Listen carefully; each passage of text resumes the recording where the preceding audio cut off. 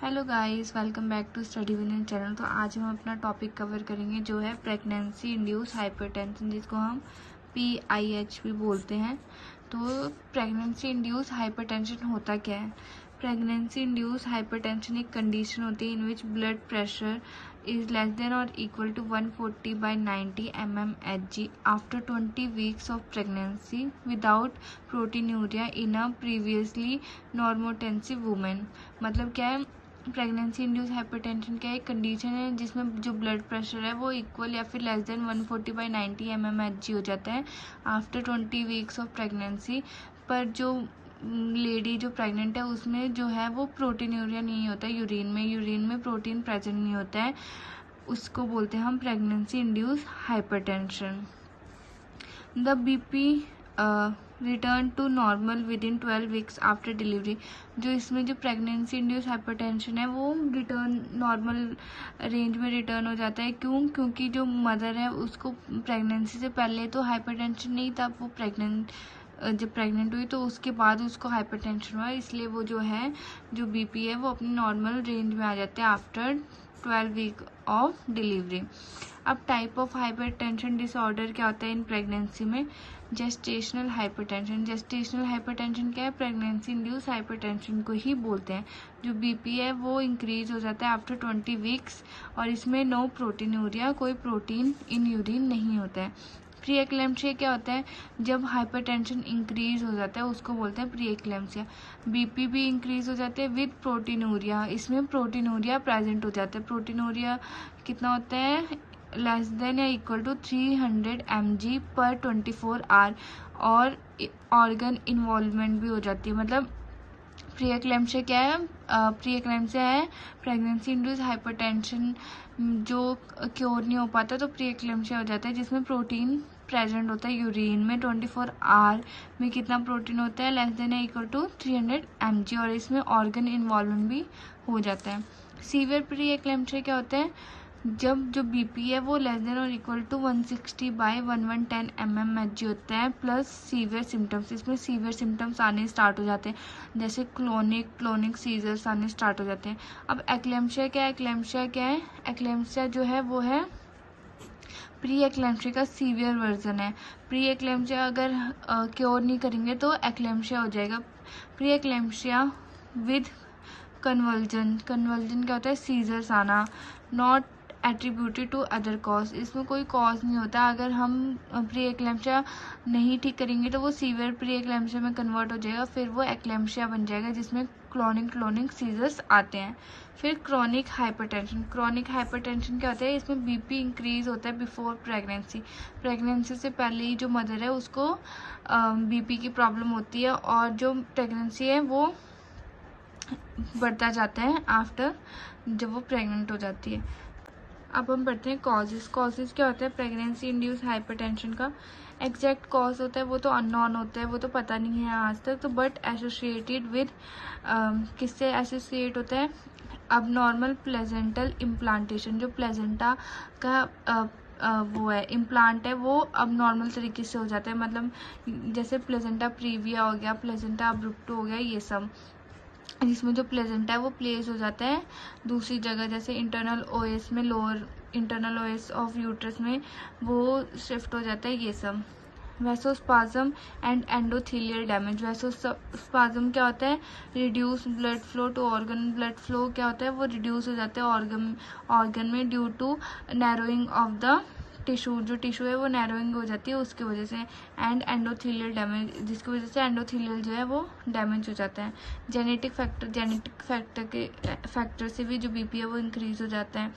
Primary gravida, अगर जो mother है वो फर्स्ट टाइम प्रेग्नेंट हुई है तो उसको बोलते हैं प्राइमरी ग्रेविडा। और इम्यूनोलॉजिकल फैक्टर क्या होते हैं? कोई डिसीज, ये सब उसके वजह से भी होते हैं। तो अब हम पढ़ेंगे रिस्क फैक्टर क्या क्या होंगे? फर्स्ट प्रेगनेंसी की वजह से प्रेगनेंसी इंड्यूस हाइपरटेंशन होता है। मल्टीपल प्रेगनेंसी, अगर एक से ज़्यादा प्रेगनेंसी है तो होता है।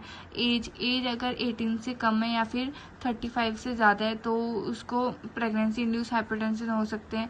Family history of pregnancy induce hypertension, जो फैमिली की कोई हिस्ट्री होगी ओबेसिटी मोटापा, डायबिटीज मेलाइटस है, रीनल डिसीज है।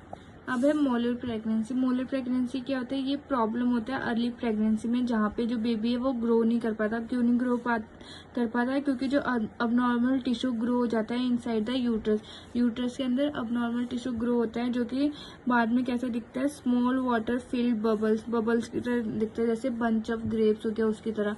और प्रीवियस प्रेगनेंसी हिस्ट्री, जो प्रीवियस प्रेगनेंसी हिस्ट्री है उसकी वजह से भी ये रिस्क फैक्टर हो सकते हैं। अब क्लिनिकल फीचर्स को हम साइन एंड सिम्टम भी कहते हैं। मैटरनल सिम्टम्स क्या होंगे, प्रिस्टिस्टेंस हेडेक, सीवियर हेडेक होगा उसको, ब्लड विजन होंगे, ब्लरी विजन होगी, epigastric right upper quadrant pain, upper abdominal में पेन होगा, स्वेलिंग होगी हैंड्स फीट और फेस में, नोज या वॉमिटिंग होगी, सडन वेट गेन हो जाएगा। साइन, अब क्या मैटरनल साइन होंगे, जो बीपी है वो लेस देन या इक्वल टू 140/90 mmHg हो जाएगा। प्रोटीनूरिया होगा अगर प्री एक्लेम्पसिया डेवलप हो जाता है। ओलिगूरिया हो जाएगा। ओलिगूरिया क्या होता है, जो यूरिन आउटपुट है वो कम हो जाता है। हाइपर रिफ्लेक्सिया हो जाएगा और एडिमा हो जाएगा। एडिमा क्या होता है, स्वेलिंग होती है। अब फीटल साइंस, फीटल में क्या क्या साइंस देखने को मिलेंगे, इंटर यूट्राइन ग्रोथ रेसिस्टेंस, मतलब उसकी ग्रोथ है वो रुक जाएगी या कम हो जाएगी। ओलिगोहाइड्रामिनियोसिस, ओलिगोहाइड्रामिनियोसिस क्या होता है, जो एमनियोटिक फ्लूइड है अगर वो कम हो गया तो उसको क्या बोलते हैं, ओलिगोहाइड्रामिनियोसिस। एमनियोटिक फ्लूइड क्या करता है, बेबी को प्रोटेक्ट करता है। रिड्यूस फीटल मूवमेंट, जो फीटल की मूवमेंट है वो कम हो जाएगी और फीटल को डिस्ट्रेस होना स्टार्ट हो जाएगी। ये सारे साइंस हैं। अब कॉम्प्लिकेशन क्या देखने को मिलेगा, मैटरनल में क्या देखने को मिलेगा, प्री एक्लेम्पसिया, जो बाद में किस में कन्वर्ट हो जाएगा, एक्लेम्पसिया। एक्लेम्पसिया क्या होता है, टोनिक क्लोनिक सीजर्स में कन्वर्ट हो जाएगा। हेल्प सिंड्रोम्स हो जाएगा। हेल्प सिंड्रोम्स क्या होता है, हीमोलाइसिस, एविलेटेड लीवर एंजाइम, लो प्लेटलेट्स, ये कॉम्प्लिकेशन स्टार्ट हो जाएंगे। अब्रुप्टो प्लेसेंटा, मतलब प्लेसेंटा की जो प्लेसमेंट है वो कहीं और हो जाएगी। रीनल फेलियर, रीनल जो है वो फेल हो जाएगा। पल्मोनरी एडिमा होना लग जाएंगे। और स्ट्रोक्स भी आ सकता है अगर उसको क्योर ना किया। फीटल में क्या दिखेगा, intrauterine growth resistance, preterm birth, पहले बर्थ हो जाएगी, लो बर्थ वेट बेबी होगा, हाइपोक्सिया हो गया, सांस लेने में दिक्कत, स्टिल बर्थ, मतलब जो बेबी है वो स्टिल मतलब डेथ जो है बॉर्न होगा। अब इन्वेस्टिगेशन क्या करेंगे, किससे पता चलेगा, बीपी मॉनिटर करेंगे, उसका यूरिन एल्बुमिन करेंगे, 24 आवर यूरिन प्रोटीन टेस्ट करेंगे, सीबीसी करेंगे, एलएफटी आरएफटी करेंगे और अल्ट्रासाउंड करेंगे। फॉर फीटल की ग्रोथ को देखने के लिए अल्ट्रासाउंड करेंगे।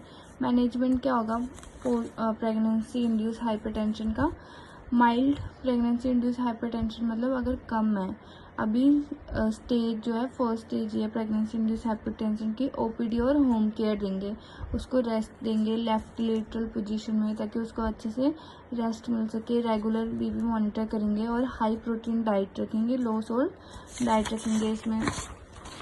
उसके बाद क्या करेंगे, उसके बाद है फ्लूइड इंटेक, जो फ्लूइड इंटेक है वो बढ़ा देंगे, 2 लीटर से लेकर 2.5 लीटर पर डे बोलेंगे लेने को। मॉनिटर करेंगे फीटल की मूवमेंट और एंटी हाइपरटेंसिव ड्रग देंगे एज प्रिस्क्राइब।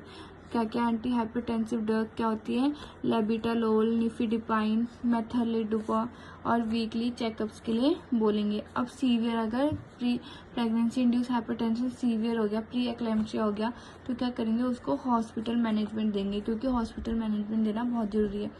एडमिट करेंगे लेबर रूम में, स्ट्रिक्ट बीपी मॉनिटर करेंगे, इनपुट आउटपुट चार्टिंग करेंगे। Magnesium sulphur for seizure prevention, अगर उसको सीजर आ रहे हैं तो उसको MgSO4 मैग्नीशियम सल्फेट देंगे ताकि जो सीजर है वो प्रिवेंट हो सके। एंटी हाइपरटेंसिव ड्रग देंगे, IV देंगे, लेबिटालोल, निफिडिपाइन, ये सब देंगे।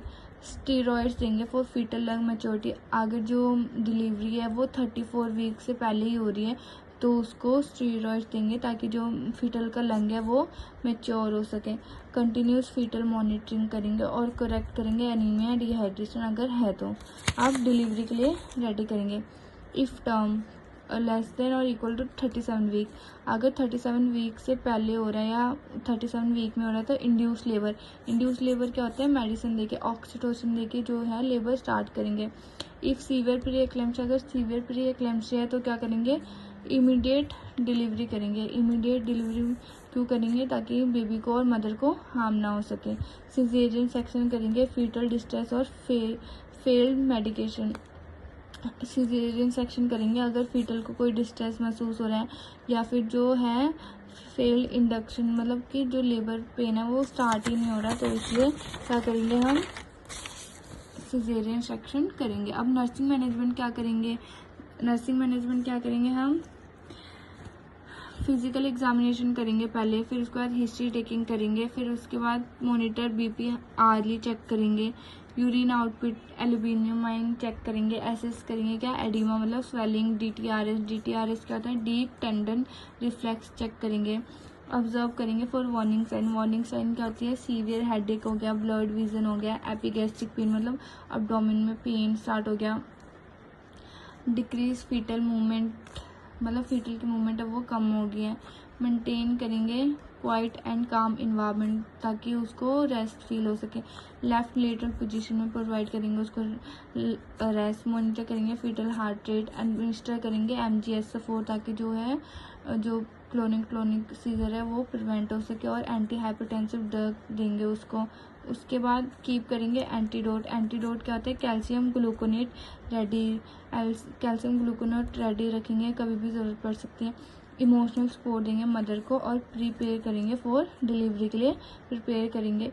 पोस्ट डिलीवरी मॉनिटर करेंगे बीपी और ब्लीडिंग। अब प्रिवेंशन कैसे करेंगे? रेगुलर एंटीनेटल चेकअप्स करेंगे। अर्ली डिटेक्शन करेंगे बीपी राइज है कितना है ये सब। बैलेंस डाइट देंगे rich in protein and calcium जिससे कि जो बीपी है वो मेंटेन रहे। एक्सरसाइज करने को बोलेंगे, वॉक करने को बोलेंगे, सॉल्ट को अवॉइड करने को बोलेंगे, कंट्रोल करेंगे वेट गेन और ट्रीट करेंगे एनीमिया। तो thank you guys for watching this video. I hope आपको ये वीडियो अच्छी लगी हो। अगर आपको ये वीडियो अच्छी लगी हो तो लाइक करो, सब्सक्राइब करो, शेयर करो और मुझे कमेंट करके बताओ कि आपको ये टॉपिक कैसा लगा और समझ आया कि नहीं। Okay guys, bye.